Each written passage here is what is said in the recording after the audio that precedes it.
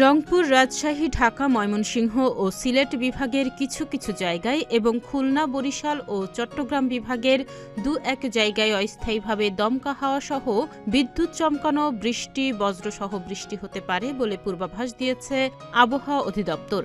সেই সঙ্গে রংপুর, ময়মনসিংহ ও সিলেট বিভাগের কোথাও কোথাও মাঝারি ধরনের ভারী থেকে ভারী বর্ষণও হতে পারে বলে বলা হয়েছে। এদিকে সারা দেশে দিনের তাপমাত্রা সামান্য কমতে পারে এবং রাতের তাপমাত্রা প্রায় অপরিবর্তিত থাকতে পারে। অন্যদিকে বান্দরবান জেলাসহ খুলনা বিভাগের ওপর দিয়ে মৃদু তাপপ্রবাহ বয়ে যাচ্ছে এবং তা প্রশমিত হতে পারে বলে আবহাওয়ার পূর্বাভাসে বলা হয়।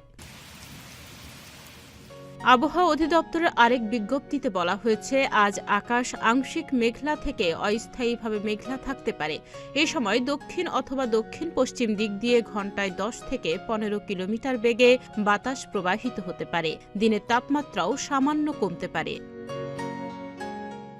এদিকে আজ সকাল 6টায় ঢাকায় তাপমাত্রা ছিল 24.3 ডিগ্রি সেলসিয়াস এবং বাতাসের আর্দ্রতা ছিল 91%।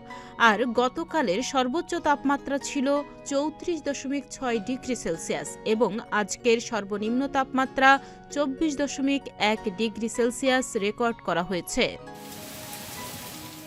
ডেস্ক রিপোর্ট, প্রতিদিনের বাংলাদেশ।